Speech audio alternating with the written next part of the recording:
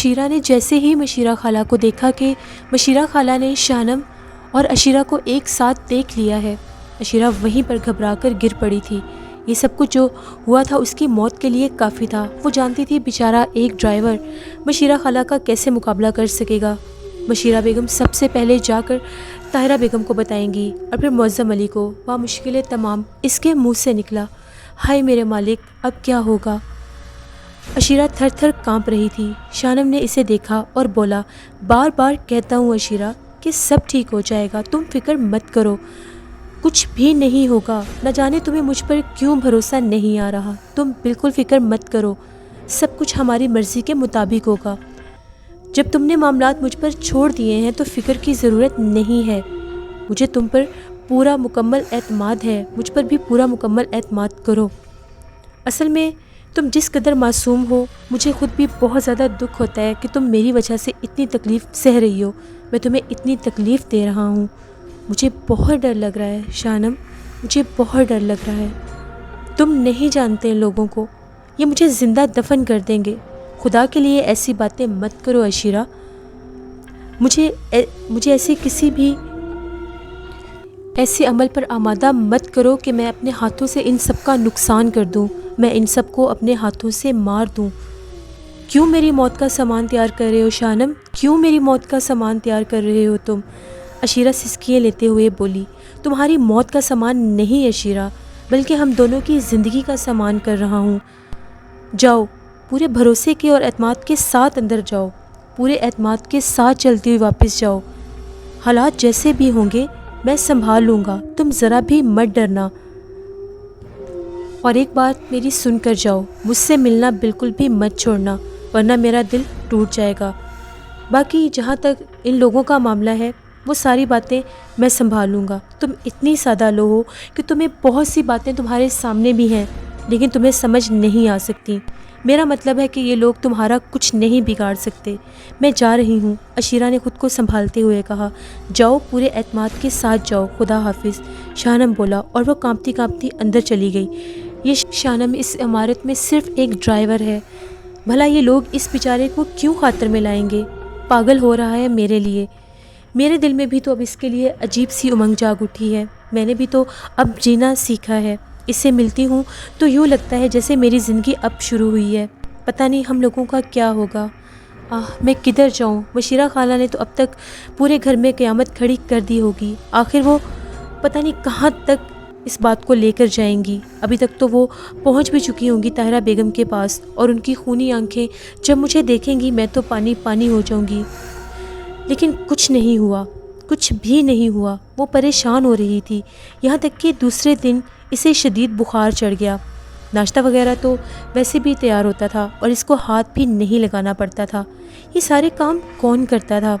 کبھی اس کی نگاہوں میں نہیں آ سکتا تھا۔ بس یہ یہی سوچتی رہ جاتی تھی، اللہ میں کیا کروں؟ مجھ مظلوم پر اتنے کرم تو کر رہا ہے، یہ کون ہے جو میری مدد کر رہا ہے؟ یہ جو کچھ بھی ہو رہا ہے یہ سب غیب سے ہو رہا ہے، اس کے علاوہ اور کچھ بھی نہیں سوچا جا سکتا۔ دوسری صبح وہ بخار کے عالم میں تھی، پھر بھی وہ ناشتہ لے کر گئی۔ اس کمرے میں سب موجود تھے، مشیرہ بیگم بھی وہیں پر بیٹھی تھیں۔ ابھی تک کسی کے انداز میں کوئی تبدیلی نہیں آئی تھی۔ وہ یہی سوچ رہی تھی کہ اگر مشیرہ بیگم نے طاہرہ کو کچھ بتایا ہوگا تو طاہرہ بیگم اسے بہت عجیب نظروں سے دیکھیں گی۔ وہ اتنی گہری نہیں ہیں کہ اس بات کو اپنے اندر رکھ سکیں۔ بہرحال یہ ساری باتیں اپنی جگہ پر تھیں۔ دوسری دوپہر املی والے درخت کے نیچے ملنے کا جب ٹائم آیا تو اپنے معمول کے مطابق اشیرہ وہاں پر نہیں جا سکی۔ وہ بہت سخت بخار میں مبتلا تھی اور بہت سخت بے چین تھی۔ وہ اپنے کمرے میں اپنی مسحری پر بے سدھ ہو کر لیٹی ہوئی تھی کہ اچانک اس کے کمرے کا دروازہ کھلا۔ جب اس نے دیکھا تو شانم اندر آ رہا تھا۔ وہ اچھل پڑی اور بولی، کیا کر رہے ہو شانم، کیا کر رہے ہو؟ خدا کے لیے باز آ جاؤ، میں مر جاؤں گی، یہ لوگ مجھے مار دیں گے، تم اندر کیسے آ سکتے ہو؟ چلے جاؤ، اگر تمہیں کسی نے دیکھ لیا تو جانتے ہو کیا ہوگا۔ چپ کرو اشیرہ، مجھے پتہ نہیں چل سکا کہ تمہیں بخار آ گیا ہے، چلو اٹھو، میرے ساتھ آؤ۔ کہاں شانم، کہاں جانا ہے مجھے؟ میں کہہ رہا ہوں اٹھو، میرا ہاتھ تھامو۔ شانم نے اس کو کہا اور اس کا ہاتھ کلائی سے پکڑ لیا اور اس کو باہر لے کر آیا۔ وہ لڑکھڑاتے قدموں کے ساتھ شانم کے ساتھ چل رہی تھی۔ اچانک ہی اس نے سامنے دیکھا نظم اور نثر چلتی ہوئی آ رہی تھی۔ اس کے پاؤں بے جان سے ہونے لگے۔ نظم اور نثر اسی طرف آ رہی ہیں۔ شانم دیکھو وہاں پر۔ شانم نے کہا سنبھالو خود کو، کچھ نہیں ہوگا۔ میں کیسے سنبھالوں؟ وہ اسی طرف آ رہی ہیں۔ وہ دونوں مجھے دیکھ لیں گی۔ شانم چھوڑ دو مجھے۔ نہیں آئیں گی، وہ تمہیں نہیں دیکھ سکتی۔ دیکھو وہ دوسری جانب مڑ گئیں۔ بڑے عجیب انداز میں نثر اور نظم دوسری جانب مڑی تھیں۔ ایسا لگ رہا تھا کسی نہ دکھنے والی قوت نے ان کو زبردستی دوسری طرف موڑ دیا تھا۔ عشیرہ دیکھ کر حیران رہ گئی۔ وہ سوچ بھی نہیں سکتی تھی کہ ایک دم سے وہ دوسری طرف مڑ جائیں گی۔ یہ کیسے ممکن ہے؟ ایک دم سے ان کا رخ کیسے بدل گیا؟ وہ بہت حیران ہو گئی۔ یہ کیا ہو رہا ہے؟ وہ تو ادھر ہی آ رہی تھی نا۔ آؤ عشیرہ، شانم پر بھروسہ کرنا سیکھ لو، سب ٹھیک ہو جائے گا۔ چنانچہ وہ اس کا ہاتھ تھامے ہوئے اس کو لے کر اس طرف آیا جس طرف طاہرہ بیگم اور مشیرہ خالہ چھپ کر کھڑی ہوئی تھیں۔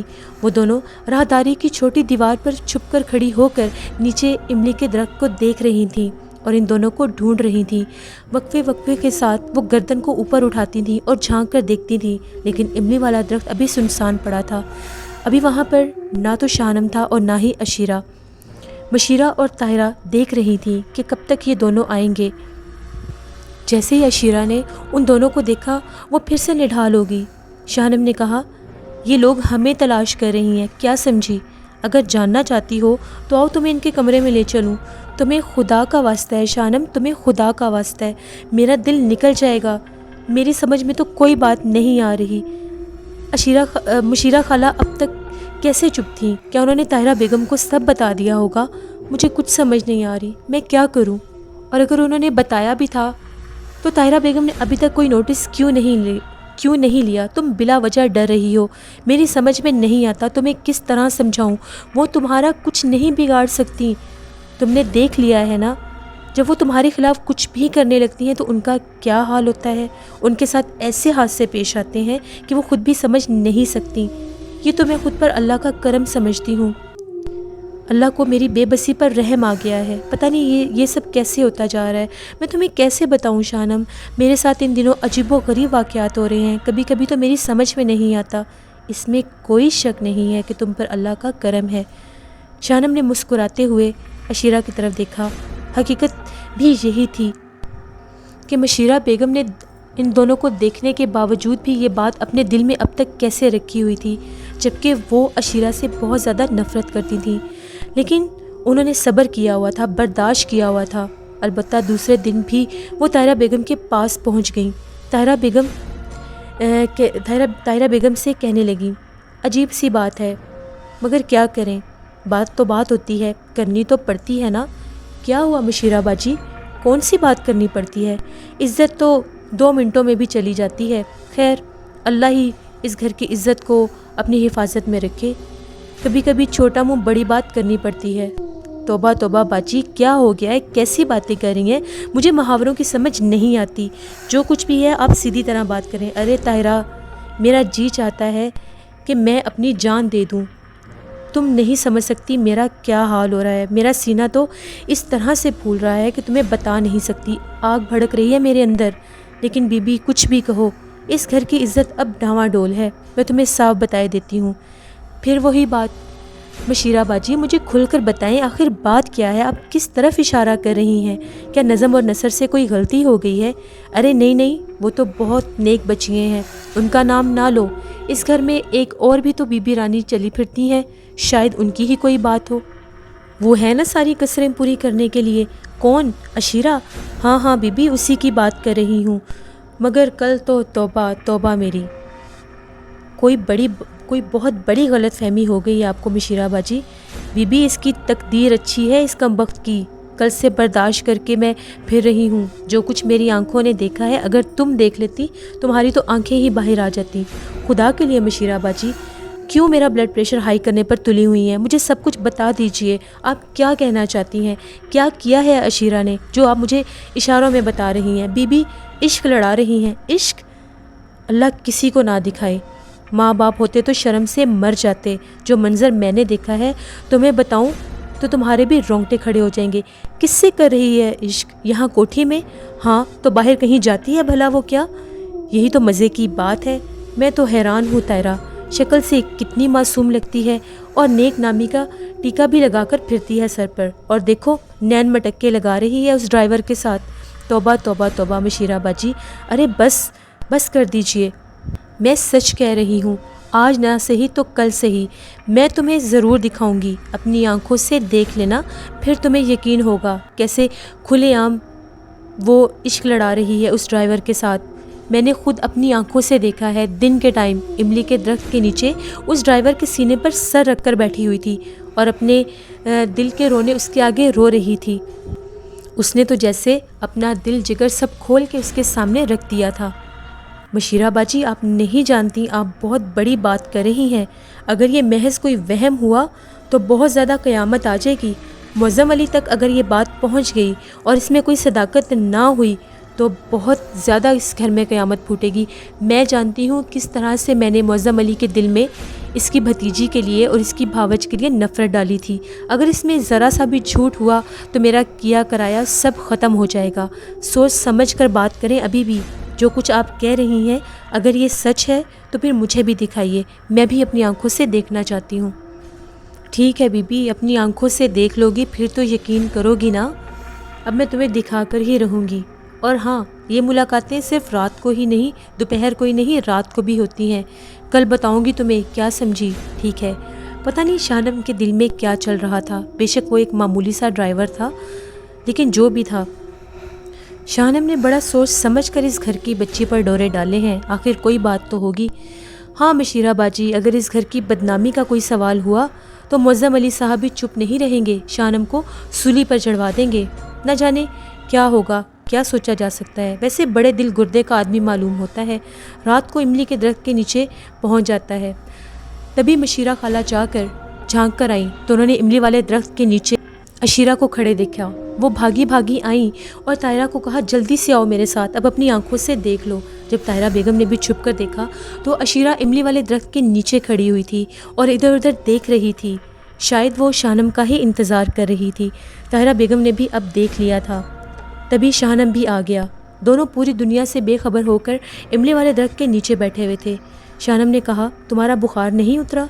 میں کیا بتاؤں شانم کہ میرا کیا حال ہے، اور میری سمجھ میں یہ بات نہیں آ رہی کہ یہ سب کیا ہو رہا ہے، مجھے کچھ سمجھ میں نہیں آ رہی، وہ لوگ اتنے زیادہ اطمینان میں کیسے ہیں؟ شانم بولا مجھے کچھ سمجھ نہیں آتی ہے شیرہ کہ میں کس طرح سے تمہیں بہترین وقت کا اطمینان دلاؤں۔ خدا کے لیے شانم باز آ جاؤ ورنہ میں مر جاؤں گی۔ نہیں مرو گی تم، سمجھی؟ تمہیں مجھ پر ابھی بھی اعتبار نہیں ہے، مجھ پر اعتبار کرنا سیکھو۔ میں کیا کروں اور کیسے کروں؟ اب جو کچھ بھی ہے میری بات سن لو، تم دوپہر کو بھی آؤ گی اور رات کو بھی۔ اگر یہ سلسلہ ٹوٹا تو بہت برا ہوگا، کم از کم میں یہ دنیا چھوڑ دوں گا، اور میں بالکل بھروسے کے ساتھ میری بات سن لو، میں جو کچھ کہتا ہوں وہ کر کے بھی دکھاتا ہوں۔ عشیرہ نے بے بسی کی نگاہوں سے شانم کو دیکھا اور گردن جھکا لی۔ آؤ میں تمہیں تمہارے کمرے تک چھوڑ دوں، میں خود چلی جاؤں گی، میں چلی جاؤں گی خود۔ نہیں میں تمہیں کمرے تک چھوڑ کر آؤں گا۔ شانم نے عشیرہ کا ہاتھ پکڑ لیا اور وہ اسے کمرے کی طرف لے کر جانے لگا۔ عشیرہ بیگم اور طاہرہ بیگم وہیں پر کھڑی ہوئی تھیں۔ ان دونوں نے وہاں سے بھاگنے میں ہی عافیت سمجھی، کیونکہ عشیرہ کے کمرے کا راستہ اسی جگہ سے ہو کر گزرتا تھا جہاں طاہرہ بیگم اور مشیرہ خالہ چھپ کر کھڑی ہوئی تھیں۔ جیسے ہی وہ لوگ وہاں سے گزرے، مشیرہ خالہ نے طاہرہ بیگم کو کہا دیکھ لیا بی بی، اللہ نے میری عزت رکھ لی، ورنہ میں تو بہت ڈری ہوئی تھی کہ بات منہ سے نکال بیٹھی ہوں، اگر ان لوگوں کو نہ دکھا سکی تو میری اپنی ہی عزت لٹ جائے گی۔ میں نے تمہیں کہا تھا نا، میں صحیح بات کہہ رہی ہوں، میں جھوٹ نہیں بول رہی۔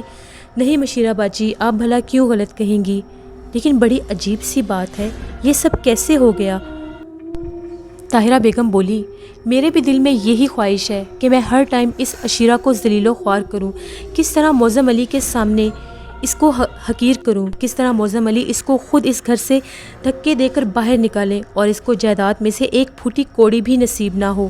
میں تو یہی چاہتی ہوں، بس چاہ کر بھی معظم علی کے دل میں عشیرہ کے لیے اتنی نفرت پیدا نہیں کر سکتی، لیکن اب جو موقع مجھے ملا ہے میں اس سے پورا فائدہ اٹھاؤں گی۔ طاہرہ بیگم خود ہی بولتے جا رہی تھیں، جبکہ مشیرہ خالہ تو کسی اور سوچ میں ہی گم تھیں۔ تبھی طاہرہ بیگم بولی مشیرہ باجی کیا سوچ رہی ہیں؟ طاہرہ، میں نے ایک بات سوچی ہے، ہم لوگوں کو ایک بہت بڑا موقع ملا ہے، ایسا موقع ملا ہے جس سے ہم ہر قسم کا بدلہ اس عشیرہ سے لے سکتے ہیں۔ یہ کمبخت اب ہماری مٹھی میں ہے۔ دیکھو میری بات سنو، ہمیں ایک ایسا کام کرنا ہوگا جس سے سانپ بھی مر جائے اور لاٹھی بھی نہ ٹوٹے۔ طاہرہ بیگم، میں سمجھی نہیں باجی۔ میں تو کہتی ہوں ایسا کھیل کھیلتے ہیں کہ معظم علی صاحب خود ہی اس کو اس غریب ڈرائیور کے ساتھ باندھ دیں، جائیداد میں سے ایک پھوٹی کوڑی بھی نہیں دینی پڑے گی اور اس منحوس سے ہم لوگوں کی جان بھی چھوٹ جائے گی۔ اس ڈرائیور کے پلے باندھیں گے تو مزہ ہی آ جائے گا اور اس سے بدلہ بھی لے لیں گے۔ ایسا کرو، کوئی اچھا طریقہ اپناؤ اور اپنے میاں کو اس کے سارے کرتوت بتا دو، اور پھر ساتھ یہ بھی کہہ دو کہ اگر عزت درکار ہے تو عزت کے ساتھ اس کا نکاح اس ڈرائیور کے ساتھ کرو اور ان کو یہاں سے چلتا کرو، ورنہ عزت کا جنازہ نکلنے میں دیر نہیں ہے۔ طاہرہ بیگم کسی سوچ میں ڈوب گئیں اور تھوڑی دیر کے بعد بولیں، دوپہر کو بھی ملتی ہے اور رات کو بھی ملتی ہے۔ ارے ہاں ہاں، یہی تو کہا تھا تمہیں میں ایسا کبھی سوچ بھی نہیں سکتی تھی۔ اب سوچو، اب سوچنے کا ٹائم ہے، تو پھر کل دوپہر کو ہی صحیح۔ میں ایسا کروں گی مشیرہ باجی، کل ہی معظم علی صاحب کو ان کی مظلوم اور معصوم سی بھتیجی کے کرتوت خود ہی دکھاؤں گی۔ جب وہ خود دیکھ لیں گے تو تبھی مانیں گے۔ میں جو کچھ کہہ رہی ہوں وہ کر کے بھی دکھاؤں گی آپ کو۔ دوسرے دن شاہنم اور عشیرہ املی کے درخت کے نیچے تھے۔ شاہنم نے بڑے پرلطف لہجے میں کہا، چلو بھائی، بیچارے یہ لوگ بڑی محنت کر رہے ہیں ہمارے لیے۔ عشیرہ، آج رات کو تمہیں ضرور مزہ آئے گا، کیونکہ آج رات کو محترم معظم علی صاحب خود ہم دونوں کو دیکھ لیں گے۔ ہم دونوں کی زیارت کے لیے ان کو بھی لایا جائے گا۔ میں سمجھی نہیں، کیا مطلب؟ کیا کہنا چاہتے ہو تم؟ عشیرہ نے کہا۔ اطلاع ملی ہے کہ آج رات کو ہمیں املی کے درخت کے نیچے معظم علی صاحب کو بھی لایا جائے گا دکھانے کے لیے۔ عشیرہ کے تو پیروں کے نیچے سے جان نکل گئی۔ وہ گرنے لگی تو شاہنم نے اسے پکڑ لیا اور کہا، ہمت سے کام لو عشیرہ، ہمت سے کام لو۔ میں تمہیں کیسے سمجھاؤں میری پیاری عشیرہ، جو کچھ ہو رہا ہے ہم لوگوں کی بہتری کے لیے ہو رہا ہے۔ کاش میں تمہیں سمجھا سکتا، اور تم مجھے اتنا حقیر مت سمجھو۔ عشیرہ، میں زندگی کے ہر موڑ پر تمہارا تحفظ کروں گا، میں زندگی کے ہر موڑ پر تمہارا ساتھ دوں گا، چاہے حالات کیسے بھی ہوں۔ تم شاہنم کو اپنے پاس کھڑا دیکھو گی۔ شاہنم، میں تمہیں کیسے سمجھاؤں، میں تمہیں کیا کہوں؟ خدا کی قسم مجھے یوں لگتا ہے کہ میرے جسم سے جان نکل جائے گی۔ تم ذرا سوچو تو صحیح، یہاں میرے کتنے دشمن ہیں، انہیں ہمارے بارے میں پتہ چل گیا ہے۔ مشیرہ بیگم اور طاہرہ بیگم مجھ سے صرف دشمنی ہی کر سکتی ہیں۔ نہ جانے وہ تایا ابو کو کیا بتائیں گی، کیا کہیں گی، اور ان کو کتنا سخت غصہ آئے گا۔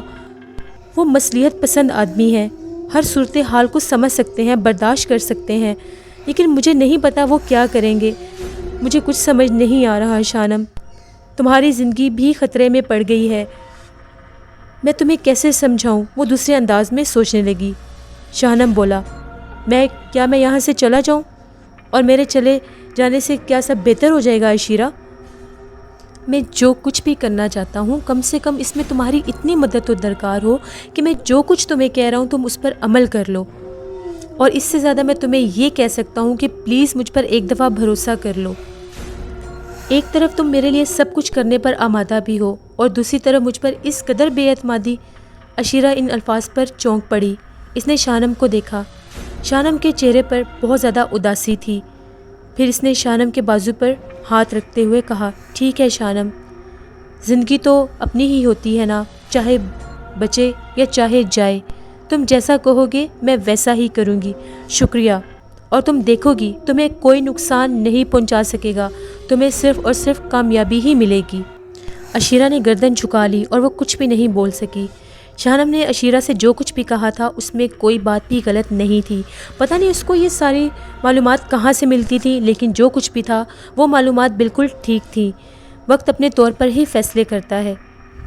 مشیرہ بیگم اور طاہرہ بیگم نے یہ فیصلہ کر لیا تھا کہ پہلے وہ معظم علی کو سارے کرتوت بتائیں گی عشیرہ کے، اور اس کے بعد باقاعدہ ثبوت بھی دیں گی، اور پھر اس کے بعد ان کو یہ صلاح دیں گی کہ اگر گھر کی عزت بچانی ہے تو اس کو ڈرائیور کے ساتھ ہی نکاح کر کے رخصت کرو۔ لیکن تبدیلی یوں ہوئی کہ اس دن اگلی صبح 12:30 بجے گھر میں کچھ مہمانوں کی آمد ہوئی۔ عجیب طرح کے مہمان تھے، ایک بزرگ جو کہ کافی عمر رسیدہ تھے اور معظم علی صاحب کے پیر تھے، کالے رنگ کی کفنی پہنے ہوئے، سر پر سفید پگڑی باندھے ہوئے، چند عقیدت مندوں کے ساتھ کوٹھی میں داخل ہوئے۔ اتفاق سے معظم علی صاحب ابھی کوٹھی کے بیرونی حصے میں ہی تھے۔ انہوں نے ایک دم انہیں دیکھا تو اچھل پڑے۔ ارے حضرت صاحب، ارے طاہرہ بیگم، نصر، ارے کہاں ہو سب لوگ؟ جلدی سے آؤ، حضرت صاحب کا استقبال کرو۔ دیکھو وہ ہمارے گھر تشریف لائے ہیں، برکتیں اتر رہی ہیں ہمارے گھر میں۔ ان کی چیخو پکار سن کر سب لوگ جمع ہو گئے۔ ادھر کالی کفنی پہنے ہوئے حضرت صاحب جو اچھے خاصی عمر رسیدہ تھے لیکن انتہائی شاندار صحت کے مالک تھے، قدم قدم آگے بڑھتے چلے آ رہے تھے اور مریدین ان کے ساتھ تھے جو ان کے قدموں کے ساتھ اپنے قدم بچھا کر چل رہے تھے۔ حضرت صاحب تھوڑا سا آگے آ کر رک گئے اور اپنے دونوں ہاتھ اٹھا کر بولے، میرے بچوں، تم مجھے جس عزت اور احترام کے ساتھ یہاں تک لائے ہو، اس کے لیے میں تم لوگوں کے لیے برکتوں کی دعائیں مانگتا ہوں، مگر یہ گھر میرے بچوں کا ہے، مجھے یہاں پر کچھ دن رہنا ہوگا، میں ان لوگوں سے ملنے آیا ہوں، بہتر یہی ہوگا کہ تم یہاں سے واپس چلے جاؤ، میں یہاں پر قیام کروں گا اور واپسی کے لیے تم لوگوں سے رابطہ کروں گا، پھر تم لوگ مجھے آ کر یہاں سے لے جانا، میں تم سب سے معذرت چاہتا ہوں۔ ساتھ آنے والوں نے حضرت صاحب کے لباس کو چوما اور الٹے قدم واپس گیٹ کی طرف جانے لگے۔ ادھر معظم علی صاحب حضرت صاحب کے حضور پہنچ گئے، انہوں نے ان کے کفنی پر بوسہ دیا۔ طاہرہ بیگم، مشیرہ بیگم، آگے آئیے، جلدی آئیے، نظم، نثر، تم لوگ بھی آؤ، حضرت صاحب سے عقیدت سے سلام لو، ان کے آگے جلدی سے آؤ۔ یہ حضرت صاحب تھے جو کہ معظم علی صاحب کے پیر صاحب تھے، عموماً دورے پر رہا کرتے تھے، نہ جانے کہاں کہاں گھومتے پھرتے رہتے تھے، یہاں بھی اکثر آیا کرتے تھے۔ معظم علی صاحب ان کے مرید تھے، عقیدت مند تھے، انہوں نے بڑے احترام کے ساتھ انہیں اپنی کوٹھی میں ٹھہرایا اور وہ پہلے بھی ان کو اپنی کوٹھی میں اسی طرح سے ٹھہرایا کرتے تھے اور ایک فرد ان کی خدمت میں مامور کر دیا جاتا تھا۔ معظم علی صاحب نے اپنے آج کے دن کی ساری مصروفیات کو ترک کر دیا، اور یہ جو حضرت صاحب تھے ان کی یہی خوبی تھی کہ یہ بغیر اطلاع کے ہی نازل ہو جایا کرتے تھے۔ انہوں نے آج تک کبھی بھی آنے سے پہلے اپنی خبر نہیں دی تھی۔ اس وقت کسی کے تصور میں بھی نہیں تھا کہ حضرت صاحب اس طرح سے آ جائیں گے، لیکن ناک بھویں چڑھائے ہوئے ان کا استقبال کرنے کے لیے جب طاہرہ بیگم اور مشیرہ خالہ آئیں تو ایک دوسرے کو دیکھنے لگیں۔ پھر حضرت صاحب کو ایک کمرے میں بٹھایا گیا کیونکہ دوسرا کمرہ فوری طور پر تیار نہیں تھا۔ معظم علی نے بڑی خوشیوں کے ساتھ ان کا استقبال کیا۔ طاہرہ بیگم اور مشیرہ خالہ نے بھی ان کا عقیدت اور عزت سے استقبال کیا اور ان کو ایک کمرے میں بٹھایا گیا۔ حضرت صاحب نے پورے کمرے کا جائزہ لیا۔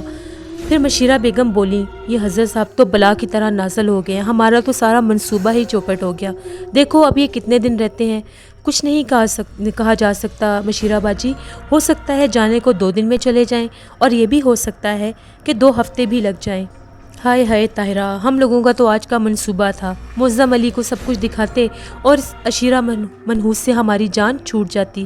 کچھ نہیں ہوتا باجی، کیوں فکر کرتی ہیں، ہم نے جو فیصلہ کر لیا ہے وہ ہم ضرور کریں گے، بس کچھ دن کی ہی تو بات ہے۔ پھر طاہرہ اور مشیرہ دونوں خاموش ہو گئیں۔ اب اگلی ایپیسوڈ میں آپ لوگ دیکھیں گے کیا یہ جو پیر صاحب آئے ہیں کیا ان کو پتہ چل جائے گا کہ معظم علی کے گھر میں کوئی جن ہے؟ کیا یہ پیر صاحب معظم علی کے گھر سے اور عشیرہ کی زندگی سے شانم کو نکال سکیں گے؟ کیا نہ دکھنے والی قوتیں ان پیر صاحب کے آگے جھک جائیں گی؟ جاننے کے لیے دیکھیے جن زادہ کی اگلی ایپیسوڈ۔